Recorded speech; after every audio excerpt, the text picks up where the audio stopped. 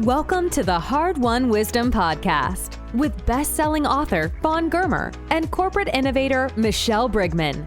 Come here weekly for career and life-changing conversations with some of today's most influential thought leaders, senior executives, and trailblazers who will share their mentoring wisdom. This podcast is brought to you by the Women's Leadership Network. Hi, I'm Fawn Germer. And I'm Michelle Brigman. And this is the Hard-Won Wisdom Podcast. Welcome, everybody.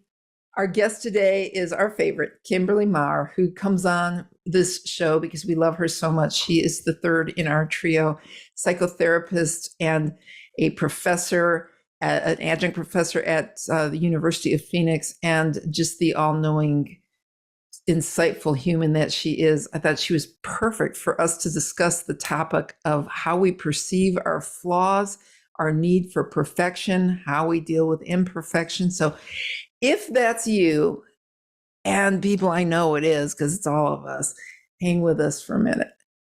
I got interested in this topic years ago when I was a reporter, and I interviewed a college professor who had spent her entire career researching how people perceive their flaws. And I said, well, that's really interesting. What made you decide that this is what you wanted to spend your life researching? And she said, well, can't you tell? And I said, no. She goes, honestly? And I said, no. She goes, my lisp. Don't you hear my lisp? And until she had said it, I hadn't even heard it. And I thought that said so much about our self-esteem, the game we play on ourselves, because this woman thought that this thing that was imperceptible to me was so just dominant in her life that she would spend her life researching flaws. And I know all of you can go to the mirror and point out the imperfections there, and you know what some of your imperfections are in your psyche. So we want to talk with Kimberly about why we harp on ourselves like that and what we can do about it. So Kimberly, welcome. And hi, Michelle. Hi, yeah, Kim. Hey, guys. Kimberly's here. This is a fun topic, man. And it is one that hits me right in the solar plexus because I'll just raise my hand and tell you all I identify as a recovering perfectionist. And this is something that I am constantly and continually working on in my own life. And I don't know anyone, especially high achieving women, who doesn't fall victim to this pattern of just being so hyper focused on our lack, our flaws, and also chasing this elusive perfectionism, whatever the heck that thing is. So it's a challenge that I think a lot of us can identify with. Michelle, what are your biggest flaws? Well, what kind of loaded question is that? We all want to know. What is that? Well, so if I'm talking about, I'll give you a work one that affected me for a long time. It's my Southern accent, which I've worked on that a bit. But what was interesting, here's a good story. I was early in my career, and I was assigned an executive coach. And through this process, she worked with a lot of politicians. She'd actually helped Michael Dell when he was going through his nerdy phase to, competent, accomplished businessman transition in terms of his image. And she tells me in my feedback, she goes, Michelle, just looking at you, you look like a bitch. And you just don't look very approachable. But when you start to speak, your accent takes all of that away. And she goes, normally I tell politicians, lose your accent because you don't seem as intelligent. But in your case, it's a good counter to the way you come across. What was fascinating to me, because then I went through the whole thing where I had to sort of struggle in terms of, who am I and how to show up, because I was this small town Texas girl working with all of these really intelligent people. And I always felt so less than. And I thought I wasn't as educated. I didn't have the pedigree. I had this little hick accent. I was not worldly. Like, I worried about it a lot. So this was a huge flaw. And I carried it with like shame and embarrassment. So that is a work one that it was with me for a very long time. Now I don't really look at it the same way, but early in your career for a young professional, that was big feedback. I'm floored that she thought you looked like a bitch. Well, because I What was does a bitch look like? Well, no, she goes, you look like, well, it had to do with, I was dressed very conservative. I looked kind of hard.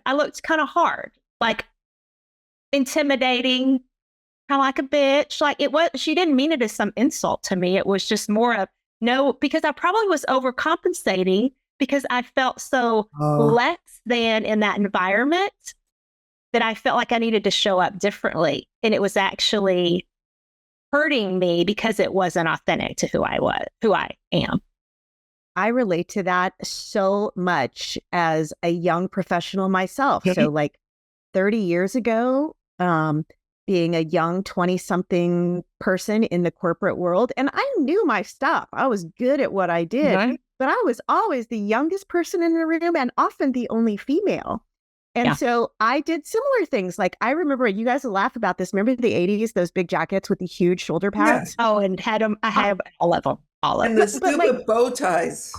And so I remember that was part of my strategy to take up more space in a room full of men physically. And the other thing I used to do, being super young again, was I wore glasses without any prescription. Because it lent an air of like knowledge or intelligence I perceived. And I was actually given that feedback by someone, a mentor as well.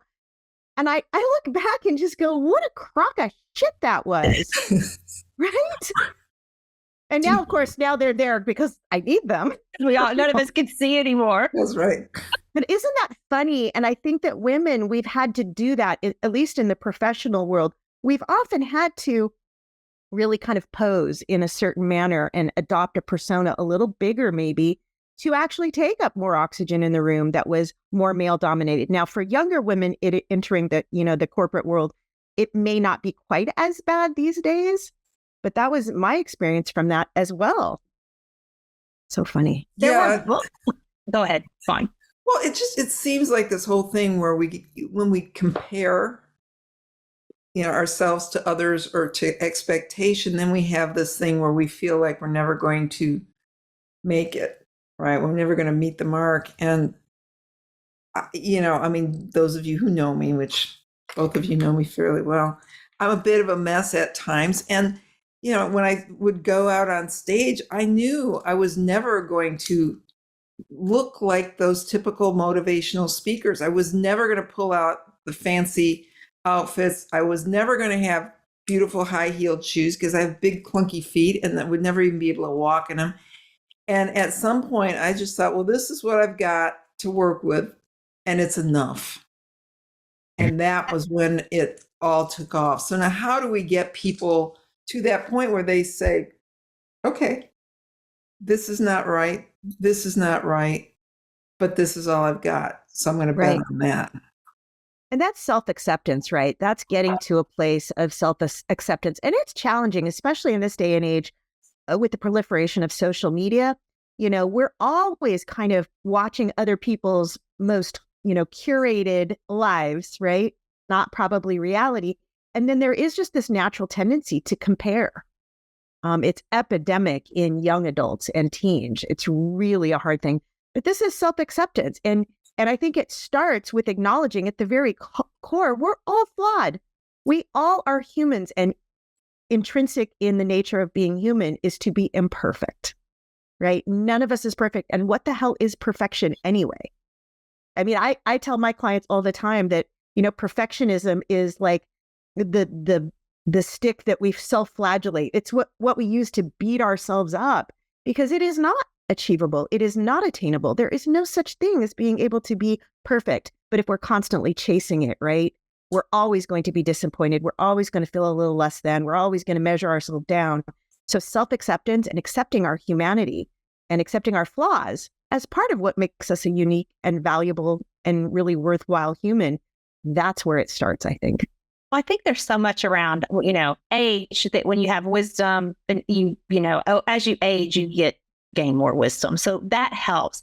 But I think getting back to that 30-year-old, 20-year-old or 30-year-old who hasn't, experienced their knocks and bruises and scrapes, how do we help them get to this place faster? Is it realistic that they can get to that place of self-acceptance faster? Is there a shortcut?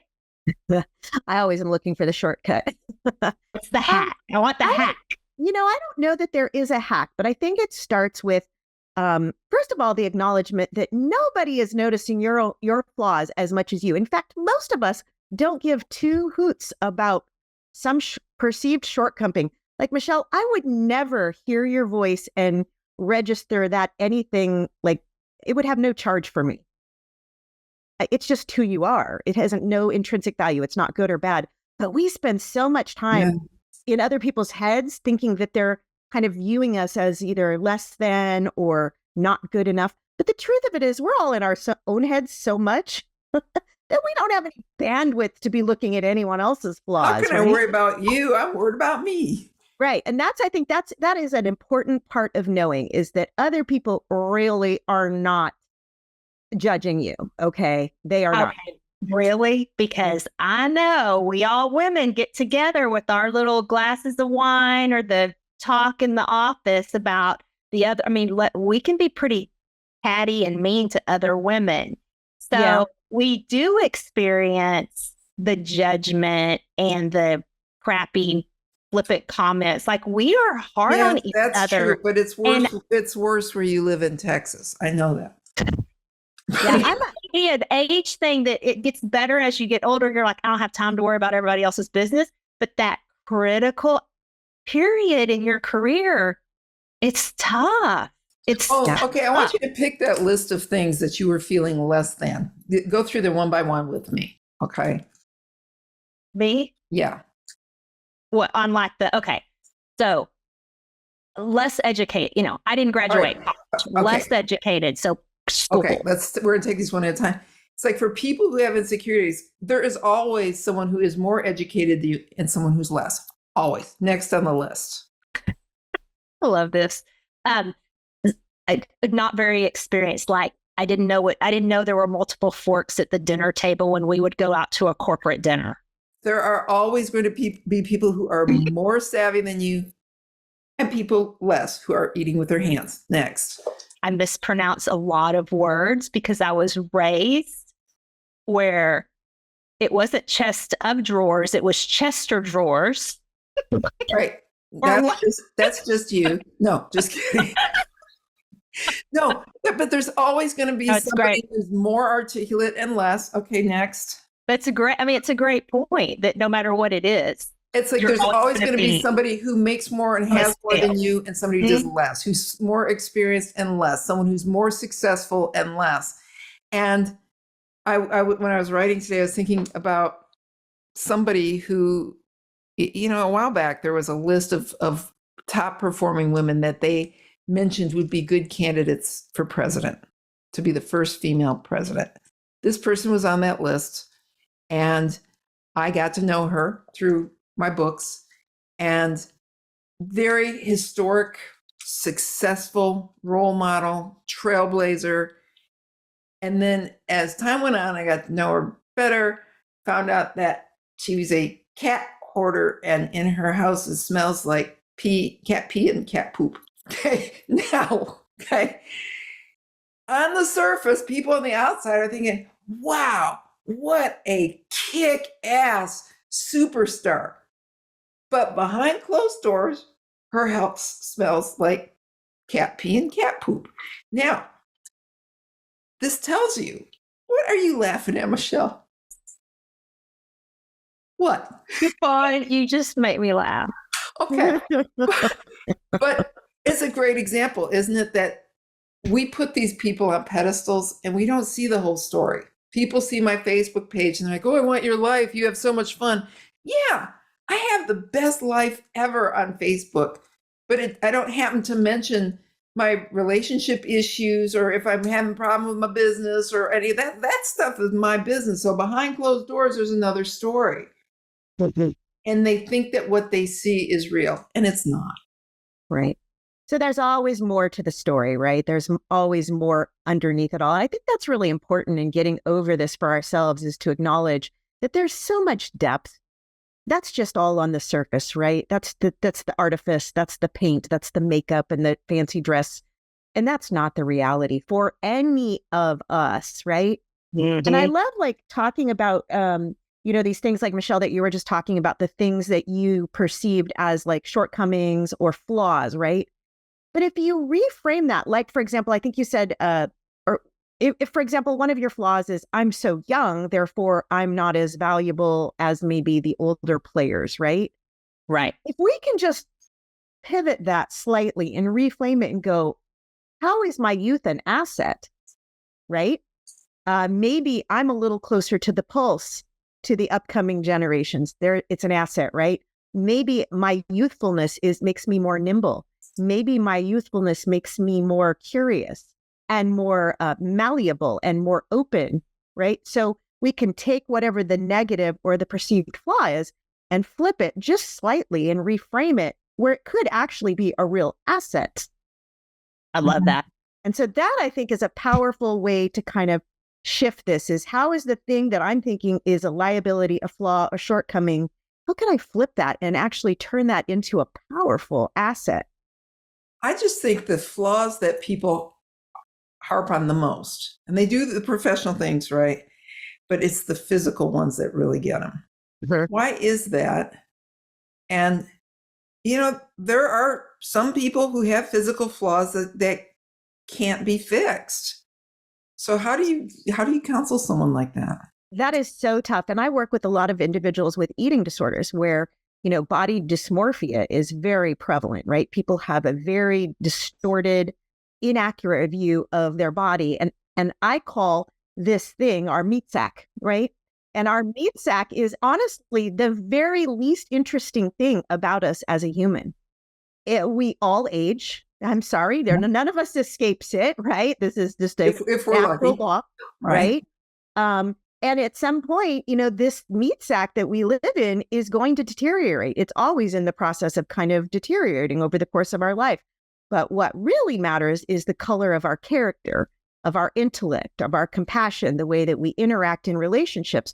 And so if you can kind of hold on to that phrase, that the body, the meat sack, is the least interesting part of me, that can really help. I'll just tell you, like, for probably the first 30 years of my life, I hated my nose more than anything else. I was so hyper self-conscious because I have this little pug kind of nose. I hated it so bad. I was going to save my money and get a nose job when I was 18. I was hell-bent to get that done, right? And it was all consuming. And I was sure people were looking at my nose constantly. That was all they could focus on, was my nose. Now at 57, I kind of laugh at that earlier version of me. And this nose of mine, while it is different than others, I don't think people notice it. Like, it's not something people notice. It is the least interesting part of me. Now all I can see is your nose. Ah, dang it. I promise I you. knew it. When Fawn and I were talking today about us, we were not talking about your nose, Kimberly. Well, now you will be. So there we go. My No, 60s. no, it's still not interesting. I'm not talking about. Did you see the schnoz on her? But, then I got to the point where I realized there are people out there having surgery to have the little ski slope nose that I have, right? Right. And I just, at some point, I just had to kind of come to some self-acceptance. This is just part of who I am. This is unique. This is a character trait of mine. It is unique. And so there was that pivot. This makes me different. This is one of the things that makes me different and unique and valuable. It really isn't a bad thing, right? The things that we focus on that we think are bad, like, the way that our thighs jiggle when we wear shorts, or that's mine. The that's little, my big insecurity of my legs. Right? Yeah, but again, we're women of a certain age, and, we are using these bodies, and our bodies do the beautiful things always. When we ask it to do things, our That's bodies right. do those things. Yeah, 100% of the time. A healthy body is a perfect body. A healthy body is a perfect body. And Right. but we forget that. But still, we can sit here and talk to her blue in the face. People who are listening are still going to look at that flaw. It's going to be the first thing they see. And,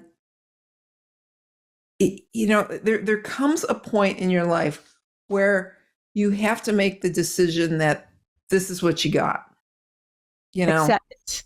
Right. I mean, Acceptance. it's this is it. So I'm going to bet on this. And that's so empowering when you say, okay, let's work with this instead of having to change to do what others expect or look like. But, I mean, I'm like everybody else. I'm getting older. I see wrinkles, which I earned because I spent my life in the sun. I see the signs of being my age, and that's sobering. Mm-hmm. Because inside you probably, I know I do, I still feel like, my 30, 40 something self, like I'm still feel vibrant and I have a lot to give. But then I look in the mirror and go, who is she? Oh my goodness. I know. I'm 28 on the inside. And then when I see friends that I haven't seen in 20 years and I'm sitting in front of it, I'm like, God, you look so old. And I think they look younger than I do. But I'm at that point where it's like, what the hell am I going to do about it? Right. I think, there's some strategies. There's one strategy that I use with people that I think can have some real merit. And that is to consider if this was your best friend, your dearest, most beloved friend on the planet, and you heard him or her talking about this themselves in this manner, we look at our beloved friends, our besties through such beautiful lens, right? There's no flaws when we look at them. We see the color of their character. Yeah, that's true. Their heart. So when you're speaking ill of yourself in your head, it's often helpful to look at, if that was your friend, how would you describe yourself? I mean, if you were writing a letter or you were saying praise to a best friend, you would speak so differently to a best friend than you do to yourself. Why can't you give that to yourself? Well, it's not even that. It's like people are meaner to themselves than they would be to strangers, and worse than they would be to people they can't stand. We say things to ourselves every day that we would never say to someone that we can't stand. And I've always asked people, like, what would you do if someone talked like that to your kid? Yeah. Right. It wouldn't pass. It wouldn't fly. Right. It would stop immediately, but we do it all day long. Mm-hmm. Yeah, those voices in our heads are really difficult. So there's an interesting thing. There's an author, his name is Mo Gadot, and he has a book called Solve for Happy. And Mo talks about, and I think it's brilliant, he talks about our mind, and he basically says, and I say, this is my paraphrase, he says, look, you are not your mind's bitch. Sometimes we feel like we are a victim to where our mind wants to take us, right? That we have no control or authority over the direction that our mind wants to go. We're a victim to it. And that is such complete BS. We have the capacity to tell our mind where we want to go. So I always think of our mind as, like, for example, a new puppy. If you adopt a puppy or something like that, you wouldn't just let the puppy run around the house, pissing and pooping where they want, chewing on the leg of the couch. You would correct the puppy. I know someone who would. Okay, well, present company accepted. No. Podcast are we talking about? Some kind of animal poop? Like, how did this get in the? Well, okay, so here's my point on it, is that we need to be the alpha to our brain. Like, what is a good, say, for example, a new puppy owner takes charge and trains the puppy in a loving way and says, and redirects it, corrects it, whatever that looks like.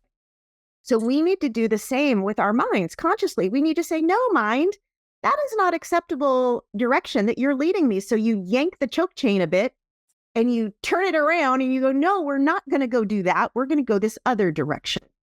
So one of the tactical strategies that I do with my clients is I have them on their phones, right? On the, like, if you have I don't know what it is on Android, but on Apple, it's a Notes app that you can kind of keep access everywhere you are on the cloud. But start making a list of like 100 happy thoughts. And Mo Gadot says to do the same thing. Start compiling a random list of 100 happy thoughts. And so when you find your brain going to the less than happy or the less than idea or the beating yourself up or the self-critical thoughts, grab the choke chain, yank your mind and go, no, and give it a different thought, because you cannot think two thoughts simultaneously at the same time. So if you're tending to go towards negative self-thoughts or self-talk or self-assessment, correct it and give your mind something new, something better, and reframe it. Like, oh, I would rather think about this. That's a strategy. Really interesting. Can you talk a little about why affirmations do or don't work and how people can do them? Oh my gosh, I love affirmations. So affirmations, I think that the psychology behind it is your mind doesn't know the difference between a real experience and a vividly imagined experience. Okay. So think of, for example, I always think of like the downhill skiers in the Olympics. You ever see them at the top of the slot, right? They've got their eyes closed and they're kind of doing that mental rehearsal, but they've also got their body in the game before they've even hit the starting block or whatever it's called. They're a mental rehearsal. And that mental rehearsal, the very vivid and intense imaginal experience actually has an impact on their performance. Their body starts to adopt that as true. So affirmations are the same way. If your affirmations are personal, they're positive, they're present tense, and they're powerful, they can change the reality. Okay. And so affirmations, and sometimes affirmations are hard. Like if I said, I'm a millionaire, that might be a little harder for me to like grab onto as an absolute truth. But if I say, every day my assets are growing more and more, that I can grab onto. That is a powerful, personal, present-focused affirmation that I can actually get behind because that feels true, right? So there's a way to kind of flex that. If you just say, if there's something you're doubting yourself about, try to reframe it. And I love that add-on of every day I'm getting better at, every day this is improving, every day I'm learning to love and accept myself more and more. Every day I'm developing more acceptance for this body that I'm in. Every day I'm seeing more and more positives that this body allows me to do. You can fill in the blanks with a lot of different things. So that's a powerful way to do that. It's an easy trick too. That's a good lead in for people who are new to affirmations. One of the things that I think is interesting about everything that you've been presenting, Kimberly, is it's moving us from a place of defense, like, to offense, right? You're giving strategies that say, I'm intentionally going to lean into this in a different way instead of waiting for the muck to come at you and like you're defending or you're validating. So that's just one thing I see is just always the reminder that you are lean into it, but lean into it from a place where, what was it? You're not being your mind's bitch. Yeah, you're not your mind's bitch. You are you're in charge of that small domestic animal that we call our mind that we need to train.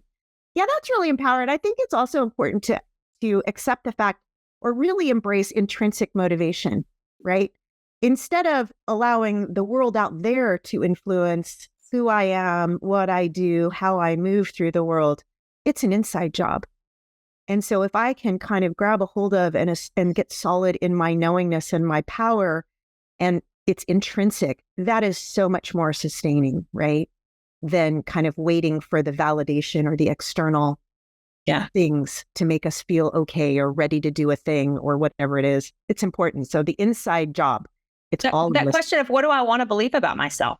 Mm-hmm. How do I want to see myself? And then let that guide and inform what you're saying, what you're experiencing, what you're doing, your behaviors. Do they support that image of the person I am becoming in my own mind? Because to the point we've all made earlier, others probably see you that way already. You just need to catch up. And there's the level one of just accepting who you are. And then there's that, the master class of learning to love who you are. And I think the word acceptance, it's important to kind of talk about acceptance, because I think a lot of people look at the word acceptance and they equate that with capitulation or giving up acceptance, but it's not. Acceptance is simply saying it is what it is. It doesn't mean that you give up trying to improve and grow, right? But it does mean on a deep level, I accept. For example, in life, we all know life sometimes is hard and it deals you a crap hand. Like, for example, people get ill, people get cancer, different bad things happen to good people all the time. And a refusal to accept that reality simply results in suffering. That's all it really does. And acceptance doesn't mean we have to like it, but we do have to acknowledge that it is true and it is the reality. And what are we going to do about it? What are we going to do? How are we going to proceed in our life with that truth still there? So I think that's important. Well, it stops you from spinning and wasting a lot of time too. So, yep. So you can actually move forward to the, what am I going to do? Because you're wasting a lot of energy otherwise. Yep. And the other thing too is I think when we start noticing or we start nitpicking on our own flaws or shortcomings, another strategy that may be useful is to ask yourself, is that really true? Is that a universal truth? What evidence do I have to support that? That's another one. But also, what difference if it is? Right. Another strategy I sometimes think is helpful if you're really stuck in this kind of state of perseveration or kind of hooked onto your own flaws is if you do have someone that you trust that's a good friend to you or maybe a family member, so you have to have some trust with this person, is I will often assign my clients to have that person write them a letter and tell them all the things about them that they really love and admire. And it's almost always shocking. It's not about physical appearance. Yeah. The color of character and how they show up for the people in their lives and their kindness and all that good, yummy stuff that really matters, right? Because the meat suit, again, is going to fade over time. I just like you because of your appearance. But well, thank you for that. I'll accept that. And accepting compliments. Okay, so that's another one that's hard for you. I don't know. Is that hard for you guys, accepting? It's hard. Yeah. So hard. And I think that's part of how we were socialized when we were younger. I know for me it was. It's like, yes, absolutely. Not okay. If we can go back to that idea of the letter that you said, which I think is beautiful, wouldn't that be great if all of us just wrote one letter to someone today without being asked to do that? Validation. And just to celebrate who we all are. That works in such a magical way. I have, I'm back kind of on a fitness kick. I'm back in the gym and I'm loving it. I never really liked it historically, but I'm loving it right now. And it's so cute. The woman that's training me, she will send me randomly a text message and just say something like, hey, I really want to applaud you for showing up. You always show up with such a good attitude and you're a leader amongst, the other crew that's working out. And I really appreciate you. I remember the first time I got that. So good. Loved that. Just receiving that random, unexpected validation. I just wish that we could see ourselves like our dogs see us. Right. Yeah. I mean, I do think the cats tend to pick out our flaws, but the dogs take us, they love us no matter what. They think we are perfect no matter what. Or little kids. I'm not talking about your adolescents or teenagers because they're salty. We don't want their opinions, but little tiny humans, you can just do no wrong. You're magical in their eyes till you're not, until they hit adolescence. But that's another way. Look at yourself as your small child maybe looked at you.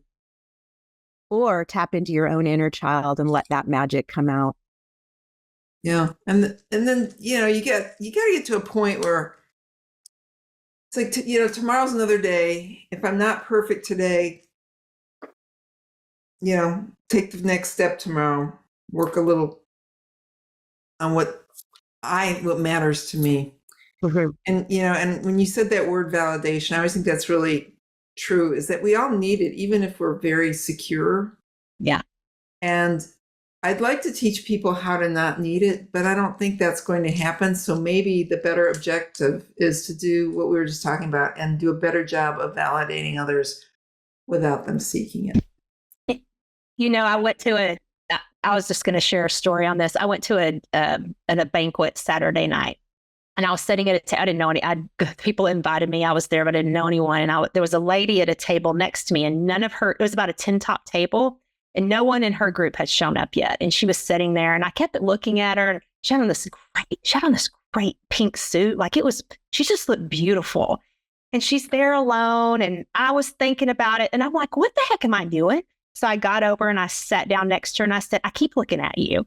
And I just want to tell you, I think you are stunning and the suit is amazing. And just, you need to know this. And it was so wonderful.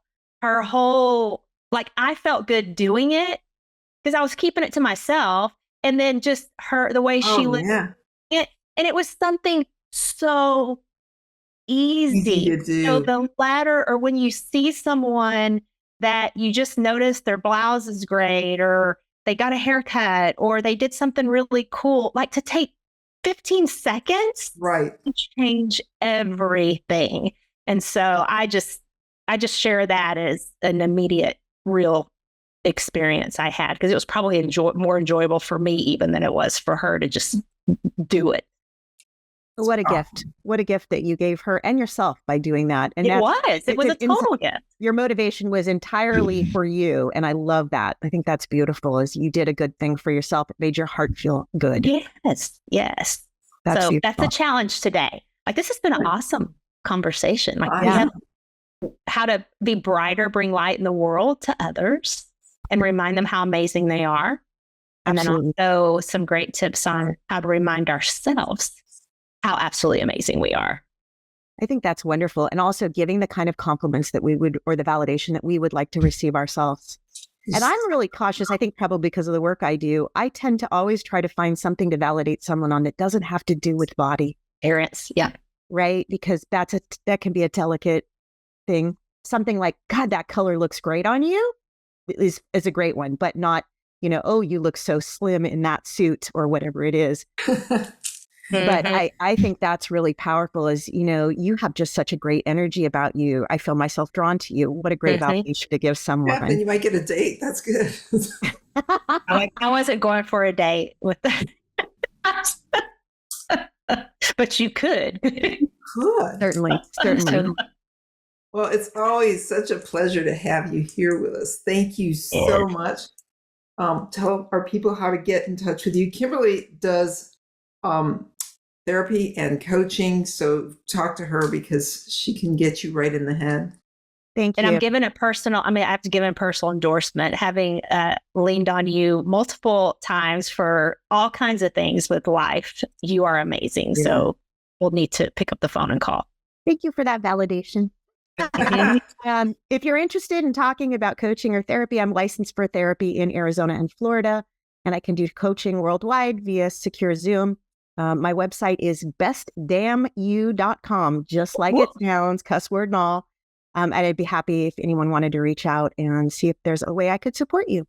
Fantastic. And Michelle, what are you up to? What am I up to? Well, it's all about, I've got some cool small group coaching cohorts going on for executive women. And I have all new content. That's what I've been working on. And I'm super excited about it. And then some corporate engagement. So beautiful. Yeah. If I can help on leadership, balance, I'm on. Call me. I'm ready. And how about you, Fawn? Well, let's get her website. Sorry. MichelleBrigman.com. And then, brand new website, by the way. They're very excited. It's beautiful. And I am working on stuff, doing my coaching, speaking, and you can find me at fawngermer.com, Germer. And we will see you next week on the Hard Won Wisdom podcast. Thank you so much for coming again. Thanks, Kimberly. Thanks for having me. Bye, girlfriend. Thank you for joining the Hard Won Wisdom podcast with best-selling author Fawn Germer and corporate innovator Michelle Brigman. Join us weekly for career and life-changing conversations with some of today's most influential thought leaders, senior executives, and trailblazers who will share their mentoring wisdom. This podcast is brought to you by the Women's Leadership Network. Visit hardwonwisdom.com for more on this podcast and for links to Fawn and Michelle's web pages and social media. Also, be sure to rate, subscribe, and review wherever you listen to your podcasts. We really appreciate that effort, and we'll see you next week.